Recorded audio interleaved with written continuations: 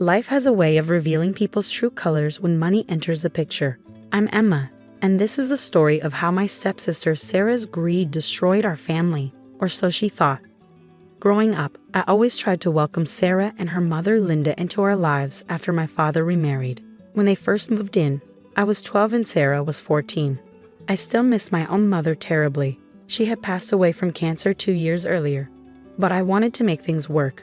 My father seemed happy with Linda, and I wanted that happiness to last. Sarah, however, never reciprocated my efforts at sisterhood. While she maintained a perfect facade in front of our parents, she made it clear in private that she saw me as competition. "This is my house now," she'd whisper when no one else was around. "And your dad, he's going to love me more than you." I tried telling my father about Sarah's behavior, but Linda always defended her daughter. "Girls will be girls," she'd say with a dismissive wave. "Sarah's just adjusting. Give her time." My father, not wanting to rock the boat in his new marriage, would simply encourage me to try harder with my stepsister. As years passed, I focused on my studies and building my own life. I graduated from business school and started working at a financial consulting firm, making my father proud. Sarah, meanwhile, bounced between jobs and relationships, always finding ways to extract money from our parents for her latest venture or crisis. My father's health began declining 3 years ago. What started as occasional fatigue progressed into something more serious. The doctors diagnosed him with a rare form of leukemia, and suddenly, our world turned upside down. I immediately shifted to working remotely so I could help care for him. During those long days at the hospital, I noticed Sarah's sudden increased interest in our father's affairs. She started spending more time in his hospital room, always shooing me away with claims of private conversations. Linda supported this, saying Sarah was finally bonding with her stepfather. What I didn't know then was that Sarah was carefully orchestrating my downfall. One evening, after a particularly long day at the hospital, I returned home to find my laptop missing from my room. I searched everywhere, but it had vanished. When I mentioned this to Sarah, she just shrugged, saying she hadn't seen it. 2 days later, my father called me into his hospital room. His face was ashen, and Linda stood by his bed, arms crossed and glaring at me. Sarah sat beside him, holding his hand, tears streaming down her face. "Emma," my father said, his voice weak but filled with disappointment, "Sarah showed me the evidence." "How could you?" "Evidence? What evidence?" I asked, genuinely confused. Sarah pulled out my missing laptop, opened it, and turned it toward me. On the screen were bank statements showing large transfers from my father's accounts to an offshore account in my name. My heart stopped. These were clearly fabricated, but they looked convincingly real. "I found this when I borrowed her laptop to check my email," Sarah said, her voice trembling with fake emotion. "I couldn't believe my sister would do this to you, Dad. I had to tell you." "That's not possible," I protested, my voice rising with panic. "Those statements are fake. Sarah stole my laptop. She must have fabricated this." Linda stepped forward, her face twisted with anger. "How dare you accuse my daughter when she's exposed your theft? We raised you better than this." "Dad, please," I begged, turning to my father. "You know me. I would never steal from you." "Sarah's lying." But my father's face had hardened. Years of Sarah's subtle manipulation had done their work, and now, in his weakened state, he was all too ready to believe the worst of me. "I already called my lawyer," he said quietly. "I'm changing my will. I can't trust you with my estate, Emma. Not after this." The room spun around me. Everything I'd worked for, every sacrifice I'd made, was crumbling because of Sarah's elaborate lie. I tried to explain, to defend myself, but Linda and Sarah had created such a convincing narrative that my protests only seemed to confirm my guilt in their eyes. "Get out," Linda snapped, pointing to the door. "You're no longer welcome here, you ungrateful thief." I looked at my father one last time, hoping to see some doubt, some willingness to hear my side. But he turned his face away, and in that moment, I knew I'd lost everything. As I walked out of the hospital room, Sarah followed me into the hallway. Once we were alone, our tears vanished, replaced by a triumphant smirk. "You should see your face," she whispered. "Did you really think Dad would choose you over me? I've been planning this for months. Every detail, every document. Perfect, wasn't it? And now, everything that should have been yours will be mine." I stood there, my whole body shaking with anger and disbelief. "Why?" I managed to ask. I never did anything to hurt you. Sarah's eyes hardened. Because you existed. Because for years I had to watch you play the perfect daughter while I was always second best. Well, not anymore. I win, little sister. I win. I left the hospital that day with nothing but my purse and my car keys. Linda had already texted me, warning that if I returned to the house, she'd call the police. I checked into a hotel, my mind racing as I tried to process how quickly my life had fallen apart. That night, my father's lawyer called. In a cold, professional voice, he informed me that my father had signed a new will, leaving his entire estate, including the family home, his business shares, and all his investments, totaling roughly $4.8 million, to Sarah. I was completely disinherited. I spent hours staring at the hotel ceiling, replaying every moment, every interaction with Sarah over the years. All her little comments, her subtle manipulations had been leading to this.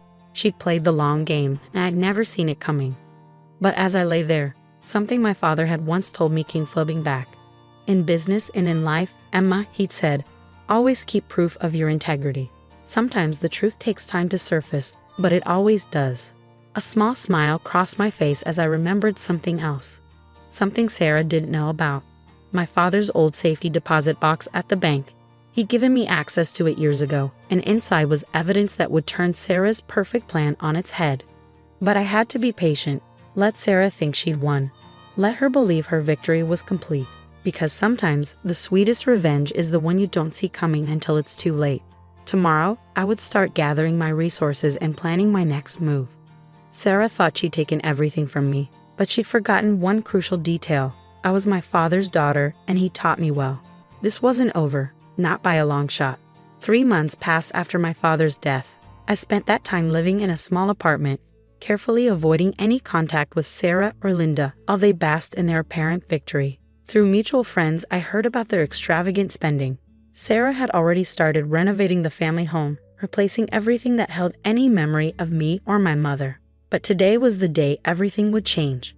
I sat in the bank manager's office, watching through the glass partition as Sarah and Linda strutted in, dressed in expensive new clothes bought with my father's money. They were here to access his safety deposit box, the one they'd only recently discovered existed after finding the key in his study. What they didn't know was that I'd already been here an hour earlier, speaking with Mr. Thompson, the bank manager who'd known my father for 20 years. Mrs. Walker, Miss Thompson, Mr. Thompson greeted them formally. Please follow me to the vault. I stayed out of sight as they disappeared down the hallway. The security camera feed on Mr. Thompson's desk showed them entering the vault area. I watched as he helped them locate the correct box and left them in the private viewing room. Standard procedure for safety deposit box access. Sarah's hands were practically shaking with excitement as she inserted the key. I could almost hear her thoughts. More hidden assets. Extra money? But when she opened the box, her triumphant smile froze. Inside was a single USB drive and a letter in my father's handwriting. The envelope read, "To be opened only in the presence of Emma Collins." Linda snatched the letter, her face reddening. What is this? Where's the rest? Sarah was already reaching to tear open the envelope when Mr. Thompson's voice cut through their confusion. I must ask you to stop immediately. That letter clearly states it requires Miss Collins's presence. This is ridiculous, Sarah snapped. I'm the sole heir. Everything of our fathers belongs to me now. That was my cue. I stepped into the viewing room, enjoying the way both their faces paled at the sight of me. Hello, Sarah. Linda. Surprised to see me? Linda recovered first, her shock turning to fury. How dare you come here? This is a private meeting. Actually, Mr. Thompson interjected, Miss Collins has every right to be here. She's still a registered holder of this safety deposit box. I walked over and picked up the envelope. Shall we see what Dad wanted to share with all of us? Sarah tried to grab the letter from my hands, but Mr. Thompson stepped between us. Miss Thompson, please remember you're on camera. Any aggressive action will be reported to the authorities. With trembling hands, I opened the envelope and began to read aloud.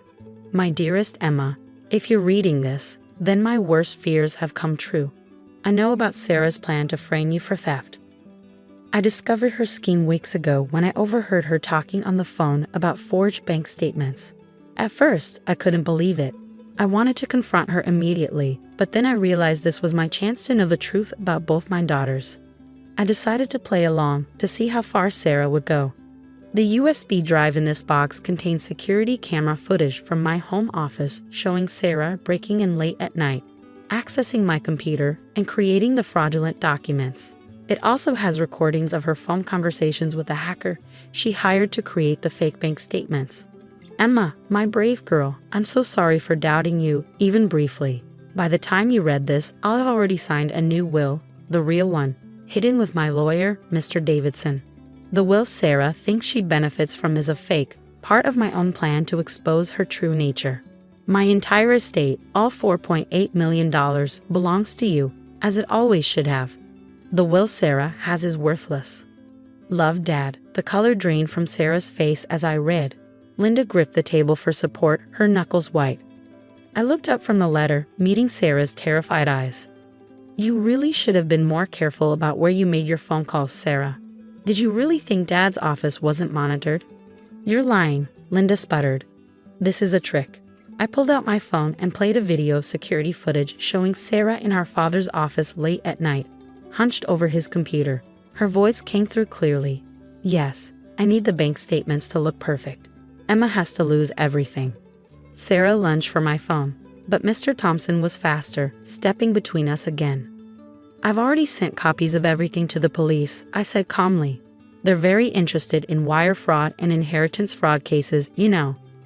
You can't prove anything, Sarah hissed, but her voice shook with uncertainty. Actually, Mr. Thompson added, the bank has already received notification from Mr. Davidson's office about the validity of the real will. We've frozen all accounts pending investigation. Linda grabbed Sarah's arm. We need to leave. Now. Oh, you'll be leaving all right, I said, but not for long. The police want to speak with both of you. They're waiting in the bank lobby. As if on cue, 2 police officers appeared at the viewing room door. The next few minutes were a blur of activity, Sarah and Linda being read their rights, their protests echoing through the bank's marble halls. I stayed behind in the viewing room, holding my father's letter. A tear rolled down my cheek as I read his words again. He had known. He had protected me, even at the end. Mr. Thompson touched my shoulder gently. Your father was a wise man, Miss Collins. He knew exactly how to expose the truth. I nodded, wiping my eyes. Yes, he did. And now it's time to set everything right. The weeks following Sarah and Linda's arrest were a whirlwind of legal proceedings and revelations. As the investigation deepened, more of Sarah's deceptions came to light. She hadn't just forged bank statements, she'd been systematically stealing from our father's accounts for months, using the money to set up her own secret nest egg. I sat in the courtroom, watching as Sarah's carefully crafted world crumbled around her. The evidence was overwhelming.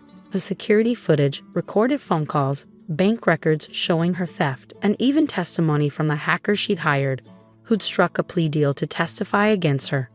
Linda didn't fare much better. The investigation revealed she'd been fully aware of Sarah's plan, even helping to coordinate some of the theft. Her perfectly maintained facade of the caring stepmother shattered as prosecutors exposed her role in the scheme. During the trial, Sarah finally broke down on the stand.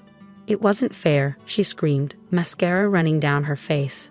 She always had everything. Dad's love, his trust, his pride. Everything I wanted. I deserved that money.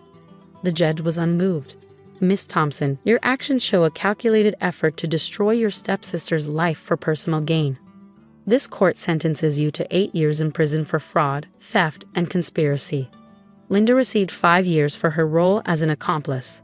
As they were led away in handcuffs, Sarah turned to me one last time. I hate you, she spat. I've always hated you. I simply watched them go, feeling not triumph but a deep sadness for the family we could have been. With the criminal case concluded, I moved back into my childhood home. The first few days were difficult. Memories of my father were everywhere, along with signs of Sarah and Linda's brief occupation. They'd started redecorating, trying to erase every trace of the past, but hadn't gotten far before their arrest. One evening, as I sorted through papers in my father's study, I found an old photo album. Inside were pictures from my childhood, my mother, my father, and me in happier times. There was also a sealed envelope tucked between the pages, addressed to me in my father's handwriting. With trembling hands, I opened it. My dearest Emma, if you're reading this, then everything has played out as I feared it might. I want you to know that my apparent betrayal in the hospital was the hardest thing I've ever done. Pretending to believe Sarah's lies, watching you walk away thinking I'd abandoned you, it tore me apart. But I knew I had to let her think she'd won. It was the only way to expose the full extent of her deception. The hardest part was knowing I wouldn't live to see justice done. I need you to know that you were always my greatest joy. You have your mother's strength and kindness, and I couldn't be prouder of the woman you've become. The way you handled this crisis, with dignity and patience, waiting for the truth to emerge rather than seeking immediate revenge, proves you're exactly the person I raised you to be. The money, the house, the business, yes, they're all yours now. But they're not what matters most. What matters is that you stood strong in the face of betrayal, held onto your integrity, and let the truth speak for itself. I know the road ahead won't be easy. Betrayal leaves deep scars, and healing takes time. But remember this, true family isn't always about blood. It's about love, trust, and choosing to stand by each other through good times and bad. I hope you'll find it in your heart to build a new family, one based on love and trust rather than obligation. You deserve that happiness, Emma. Don't let Sarah's actions poison your capacity to trust and love others. Take care of yourself, my brave girl. Know that your mother and I are watching over you, proud of the woman you've become. All I love, Dad. Tears flowed freely as I read his words. Even at the end, facing death and betrayal, my father had thought of my future happiness. He'd known that money wasn't what I really needed. I needed to know that he believed in me, trusted me, loved me. In the months that followed, I worked to rebuild my life. The family business thrived under my leadership, and I established a scholarship foundation in my father's name, helping students who'd lost parents to cancer. It felt right to create something positive from all the pain we'd endured. I also sought therapy to process the trauma of Sarah's betrayal. Slowly, I learned to trust again, to open my heart to new friendships and relationships. My father was right, family isn't just about blood. I built a new family of chosen people who supported and loved me for who I was. Sarah and Linda made several attempts to contact me from prison, sending letters filled with apologies and pleas for forgiveness. I didn't respond. Some betrayals run too deep for simple forgiveness, and some relationships are better left in the past. Instead, I focused on honoring my father's legacy through my actions. The money he left me became a tool for positive change rather than a source of conflict. In the end, that felt like the greatest victory, turning what Sarah had wanted to steal into something that helped others. Today, 5 years later, I still live in our family home, surrounded by memories of the parents who loved me and the lessons they taught me. The pain of betrayal has faded, replaced by gratitude for the wisdom my father showed in his final days. Sarah and Linda's greed cost them everything, their freedom, their reputation, their future. But their betrayal taught me something valuable. True wealth isn't measured in dollars, but in the integrity with which we live our lives. As I sit in my father's old study, watching the sunset through his favorite window, I feel at peace. His last gift to me wasn't the money or the house. It was the lesson that patience, integrity, and truth will always prevail over deception and greed. Sometimes I think about Sarah, wondering if prison has changed her, but then I remember my father's words about choosing my own family, and I know I've chosen the right path. My life is full of love, purpose, and genuine relationships, things that Sarah, with all her schemes and manipulation, never understood were worth more than any inheritance.